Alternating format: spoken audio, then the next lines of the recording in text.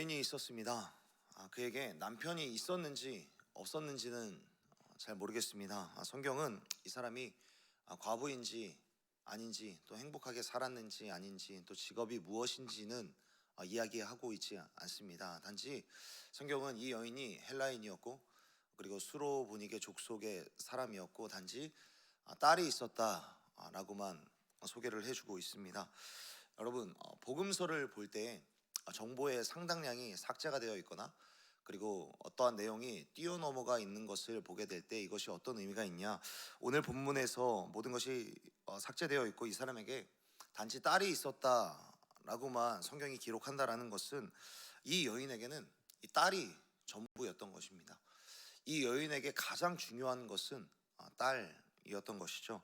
그런데 어느 날 자신이 목숨보다 사랑하는 자신의 딸이 이전과 다르게 이상한 행동을 하게 되는 것을 발견하게 됩니다.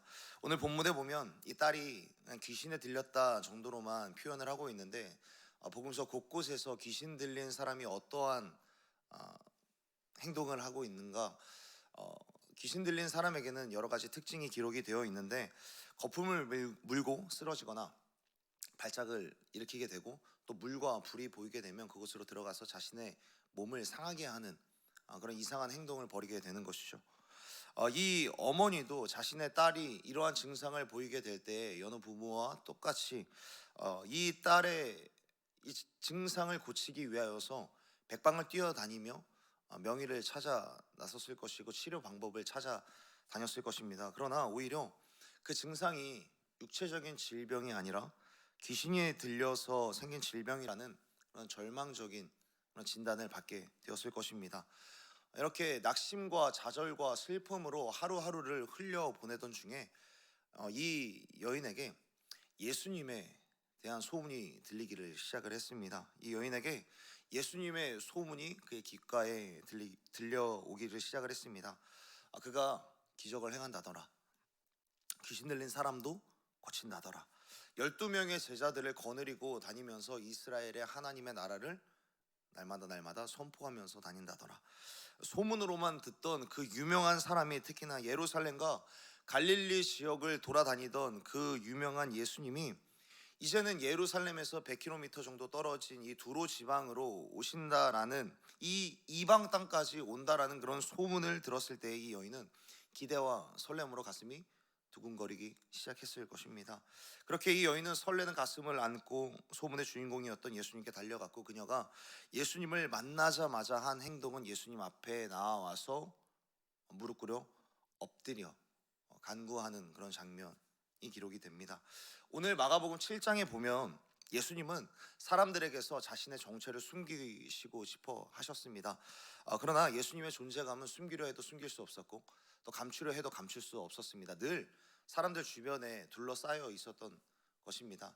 특히나 오늘 마가복음 7장과 동일한 장면이 기록되어 있는 마태복음 15장의 말씀을 보아도, 마태복음 15장에는 이 여인을 가나안 여인이라고 칭하고 있는데, 이 여인이 사람들 무리, 제자들 무리 안에 있는 예수님을 향하여서 소리쳤고, 수많은 인파들 사이에 있는 예수님을 향하여서 달려가서 그 앞에 무릎을 꿇었다라고 기록을 하고 있습니다. 이 말은 예수님 주변에 수많은 사람들이 있었음에도 불구하고 이 여인은 예수님 앞에 나와 엎드렸다라는 것을 말씀하고 있습니다. 이 여인은 무수히 많은 사람들 앞에서 큰 용기를 내어서 예수님 앞에 나와서 무릎 꿇는 그런 용기를 보여주고 있는 것이죠.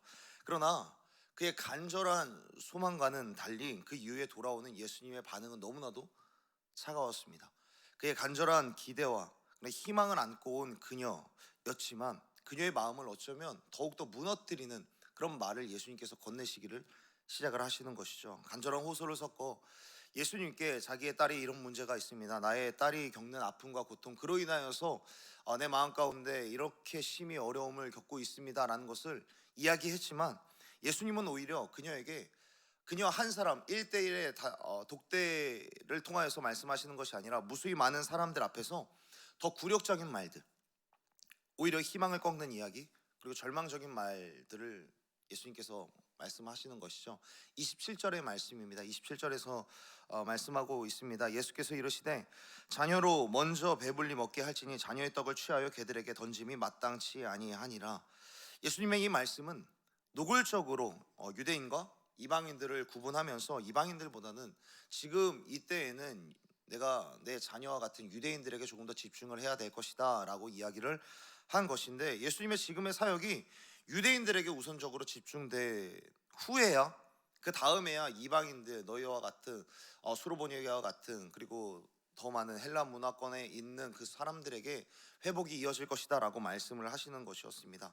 그런데 우리가 다 아는 대로 예수님께서 이 땅에 오셔서 공생의 사역을 하시고 나서 끊임없이 말씀하시는 것은 이방인을 절대 배제시키시지 않으셨습니다. 그러나 이 여인에게는 지금으로서는 너의 회복을 도울 수 없다라고 말씀을 하고 있기 때문에 이 여인은 더 많은 절망감을 느꼈을 것입니다. 그럼에도 이 여인은 여기에서 물러서지 않습니다. 자신의 마음을 꺾지 않죠. 예수님의 이러한 말씀에 오히려 동의를 하면서, 저는 당신이 말한 대로 저는 개와 같은 사람에 불과합니다 라고 이야기를 하면서 오히려 자신을 더 낮추면서, 그러나 내게 부스러기 만한 그런 은혜만 있다면 그 은혜면 충분하다라고 엎드려 고백을 하고 있습니다. 유대인들에게 베푸는 그 은혜의 부스러기, 유대인들에게 베풀고 유대인들뿐만 아니라 유대인들이 아닌 오히려 더 유대인들의 아이들이 먹던 그 부스러기만 있다면 나와 같은 개들도 그거 하나면 충분하다라고 이야기를 하면서 개, 아이들, 그리고 부스러기라고 하는 작고 작은 그 단위의 이야기들을 3번이나 연거푸 이야기를 하면서 자신의 모습들을 끊임없이 낮추고, 그러나 그것을 넘어서서 아주 작은 은혜만 있다면, 그것 하나만 있다면 자신과 그리고 내가 겪고 있는 이 문제들, 그리고 내 딸이 충분히 회복되어질 수 있고 구원을 얻을 수 있다라고 고백을 하고 있습니다. 그 고백이 있은 후에 예수님께서는 귀신이 떠나갔다라고 선포를 하셨고, 이 여인이 집에 돌아갔을 때에 예수님의 말씀대로 귀신은 떠나간 이유였습니다. 사랑하는 여러분, 우리들은 이 본문을 통하여서 우리 삶에 다가오는 내가 손도 대지 못하는 그 일들에 대하여서 어떻게 돌파할 수 있는지, 우리가 해결하지 못하는 그런 문제에 대한 실마리, 그 문제를 타개할 수 있을 만한 실마리는 어디에 있는가에 대하여서 우리들은 배울 수 있는 것입니다. 여러분, 이 여인이 자신의 인생의 전부와도 같았던 그 딸이 귀신에 들렸을 때에 이것을 해결하기 위한 실마리, 이 실마리는 결국 어디에 있었습니까?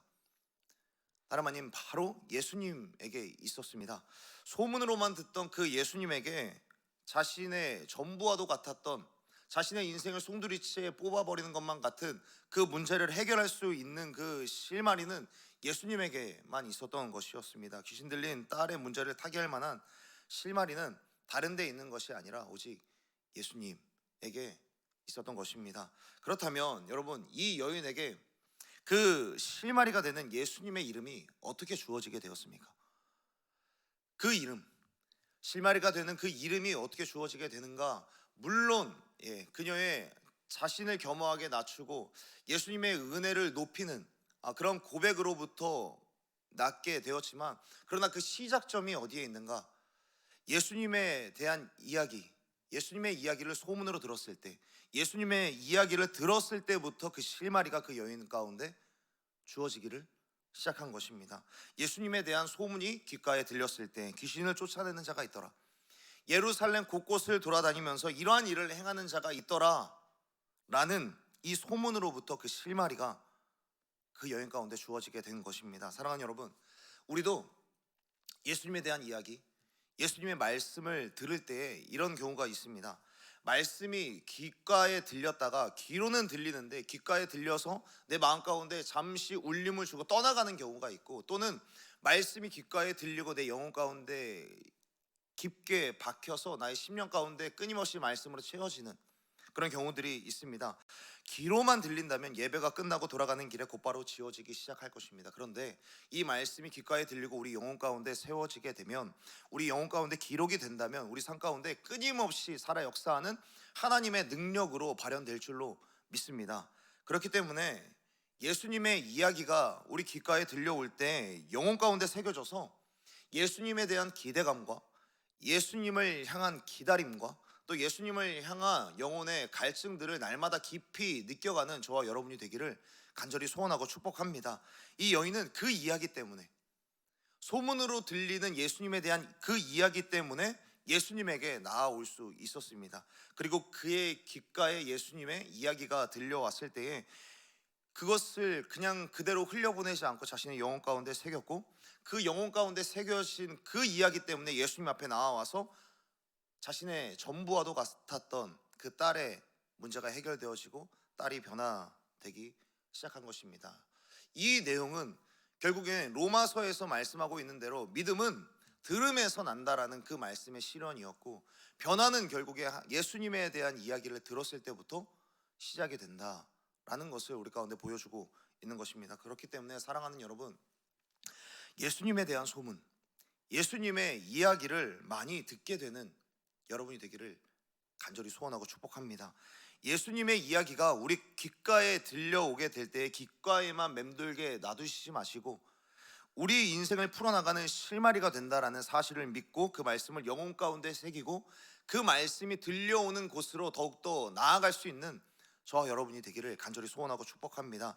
그렇게 소문이 들리게 된다면 그 소문을 우리 가운데 새기고 우리 영혼 가운데 끊임없이 새기고 내 심령 가운데 끊임없이 채워지게 돼서 결국에는 그 소문을 낼 수 있는 사람으로까지 성장해 나아가는 저와 여러분이 되었으면 좋겠습니다. 내가 설교자가 아님에도 불구하고 다른 사람들에게 전해줄 수 있을 때까지 그 이야기를 가슴속에 담고 내 영혼 가운데 뿌리 내릴 수 있는 그런 사람들이 되었으면 좋겠습니다. 예수님에 대한 이야기를 듣는 것이 복음이고 또 그 예수님에 대한 소문을 내는 것이 전도이고 선교가 되는 것입니다. 예수님의 그 복음을 듣고 복음을 전하는 선교의 사람이 되기를 간절히 소원하고 축복합니다.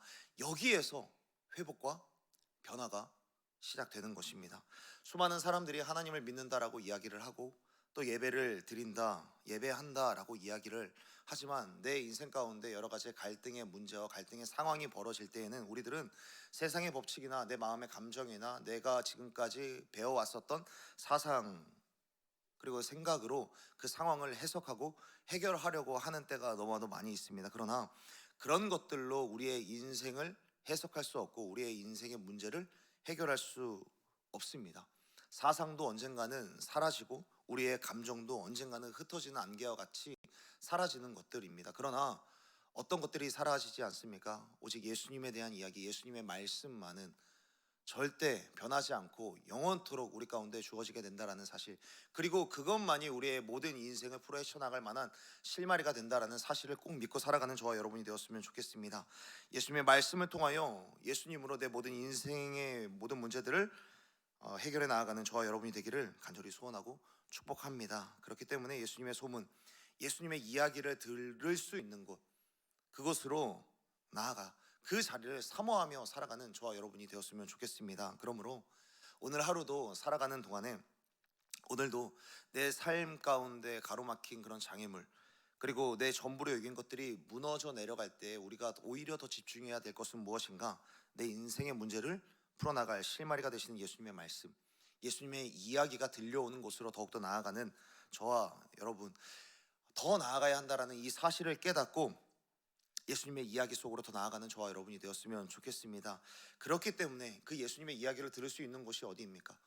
그렇기 때문에 우리들은 더욱더 예배의 자리를 사모해야 되는 것이고, 또 앞으로 다가올 3월부터 이어지는 평신도 훈련과 다락방 모임, 그리고 3월 첫 주부터 시작되는 부흥회의 자리를 더욱더 사모해야 되는 줄로 믿습니다. 우리는 그곳에서 예배와 또 다락방 모임과 평신도 훈련과 부흥회를 통하여서 예수님에 대한 이야기를 끊임없이 들음으로써 우리의 인생을 계속해서 풀어 헤쳐 나아가야 한다라는 사실을 꼭 기억하셨으면 좋겠습니다. 그렇게 그 자리를 사모하면서 3월 한 달의 문을 열어가는 저와 여러분이 되었으면 좋겠습니다. 그렇게 오늘 하루 2월을 잘 마무리하시고 또 다가올 3월 한 달도 예수님의 이야기로 우리의 영혼을 가득 채워가 오늘 본문에 이 여인과 같이 자신의 인생을 무너뜨리는 모든 문제들을 예수님의 능력으로 풀어 헤쳐나가는 그런 저와 여러분이 되기를 간절히 소원하고 축복합니다. 이렇게 기도하겠습니다.